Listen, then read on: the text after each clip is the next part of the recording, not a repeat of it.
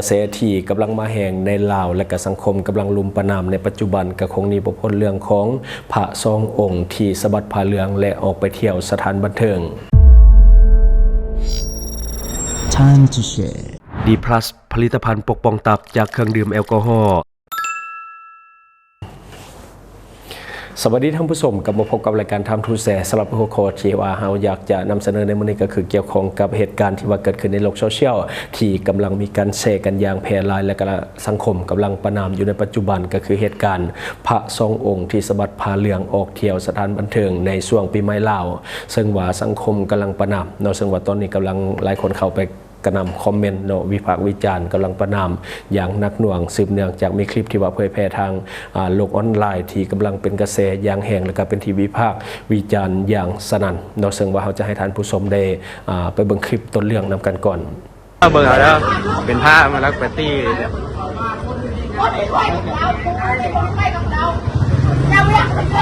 เบิ่งเอาแล้ว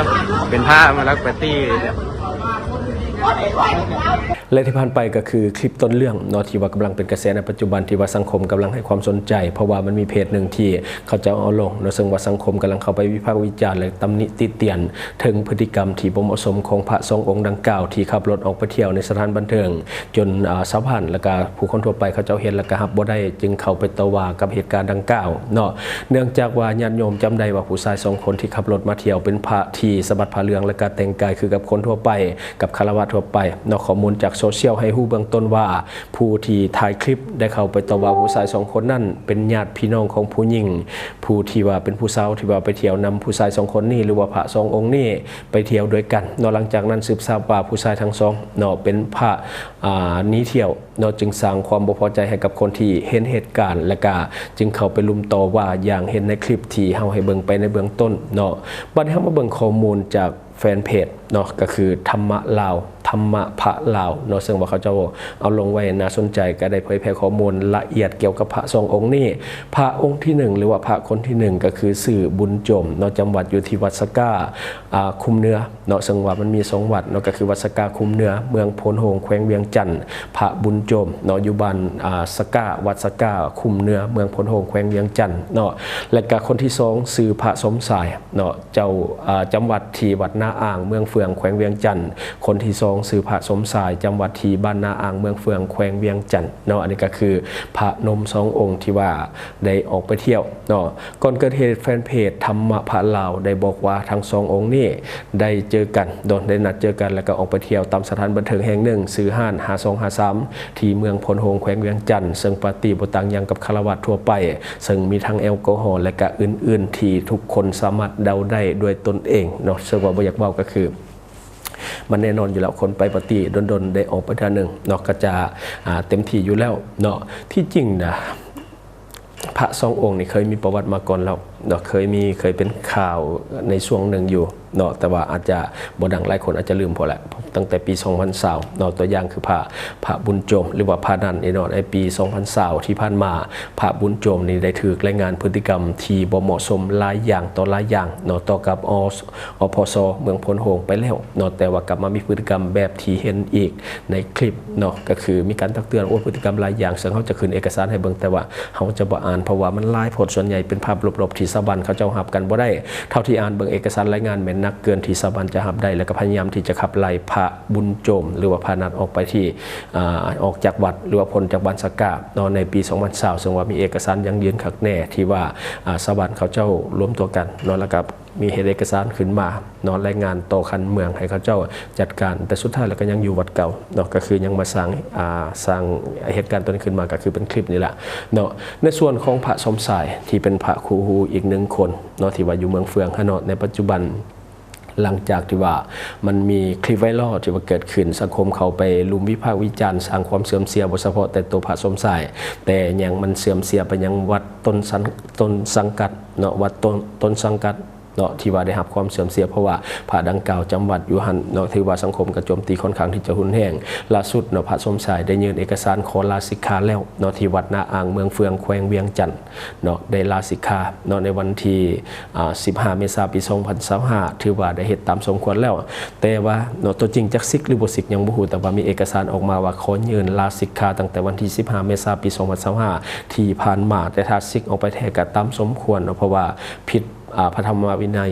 ค่อนข้างที่จะห้ายแห้งเนาะสังคมเองก็รับบ่ได้เนาะคันว่าลาสิกขาออกไปก็ถือว่าเป็นสิ่งที่ดีเนาะอันนี้ก็ถือว่าเป็นการกำจัดมันศาสนาไปอีกหนึ่งลายเนาะคันว่ามันเป็นแบบนั้นแท้เนาะแต่ว่าตอนนี้เห็นแต่เอกสารยืนที่จะมีการลาสิกขาแต่ว่าตัวจริงจากซิกบ่ซิกบ่ฮู้คือกันและตอนนี้คลิปของพระสององค์นี่เนาะหรือว่าผู้ชาย2 คนนี่ก็ยังแฮงยังต่อเนื่องเพราะว่าสังคมก็ยัง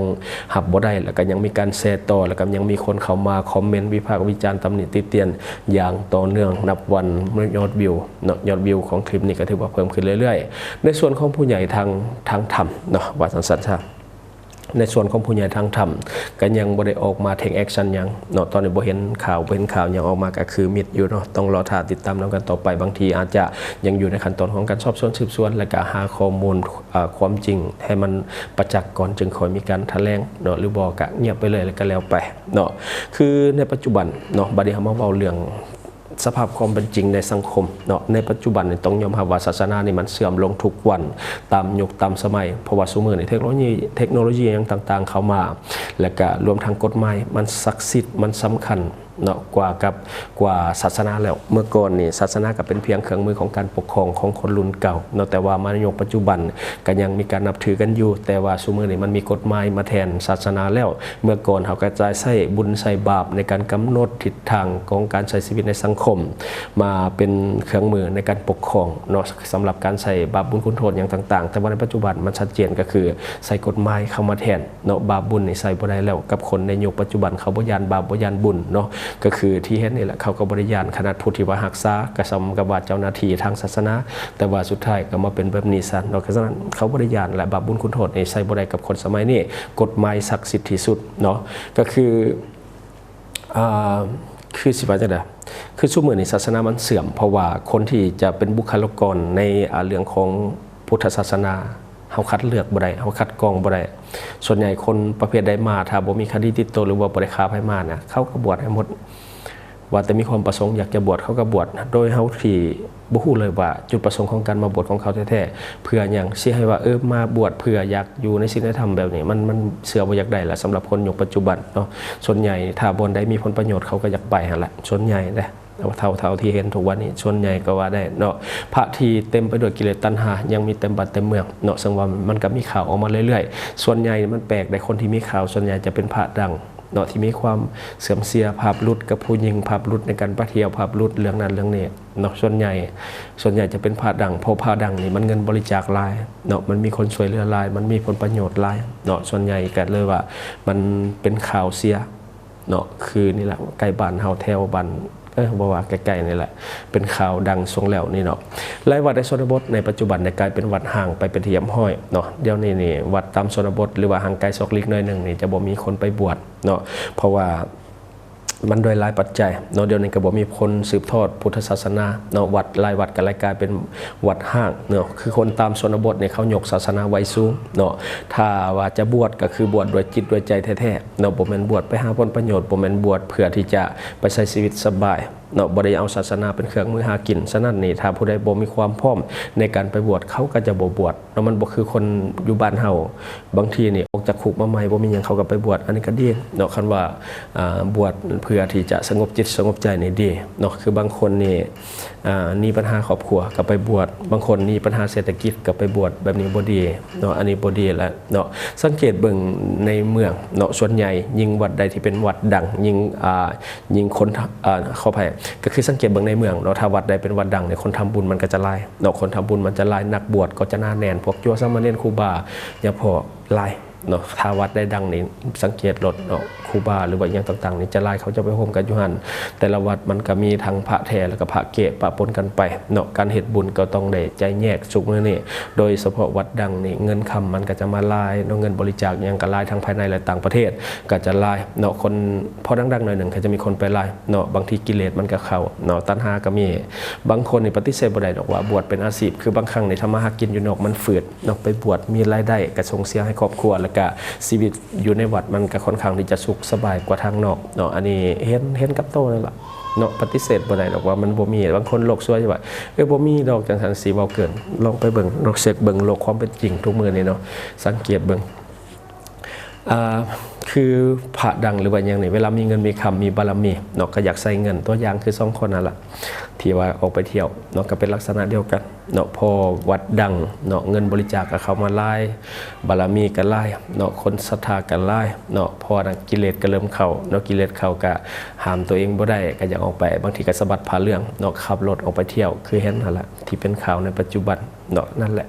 คือกิเลสมันเข้าเนาะละเว้นกิเลสบ่ได้ไปบวชก็เป็นจังซั่นเนาะสำหรับตัวข้าพเจ้าเองเนาะเรื่องศาสนาเนี่ยก็ยังถืออยู่แต่ว่าความใช่ไหมโดยส่วนตัวนะมันค่อนข้างที่จะหมดความศรัทธาไปนานแหละเพราะว่ามีประสบการณ์บดีหลายอย่างเนาะเดี๋ยวจะเล่าให้ฟัง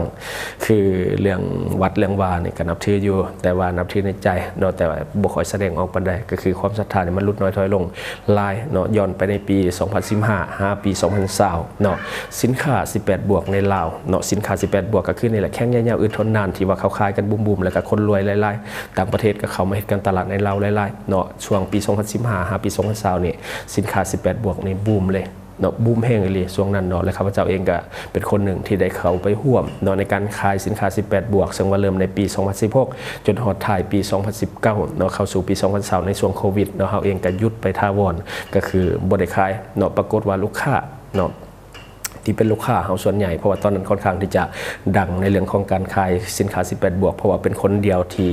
เปิดหน้าในการขายสินค้า18บวกในประเทศลาวฉะนั้นจึงได้รับความน่าเชื่อถือหลายเลยครับความมั่นใจหลายและลูกค้าก็หลายแล้วเฮาก็มีเงินมาสร้างการสร้างสตูดิโอซื้ออุปกรณ์ถ่ายทำในปัจจุบันทุกอย่างมาจากสินค้า18บวกทั้งนั้นเนาะที่ว่าเฮาเฮ็ดในช่วงที่ผ่านมาแต่ปรากฏว่าบ่ต่ำกว่า 30% ของลูกค้าเฮาก็คือมาจากวัด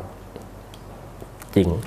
เนาะลูกค้า18บวกของเฮานี่บ่ต่ำกว่า 30% มาจากวัดทั้งในนครหลวงเวียงจันทร์และก็ต่างแขวง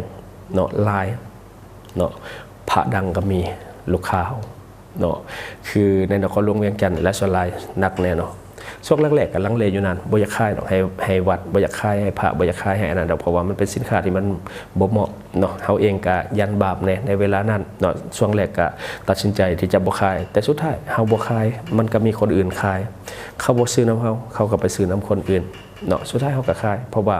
อยากได้เงินเนาะว่าตามความจริงก็คืออยากได้เงินเนาะเรื่องบุญเรื่องบาปแล้วแต่เพราะว่าเขาบ่ซื้อน้ำเขาก็ซื้อน้ำคนอื่นอยู่ดี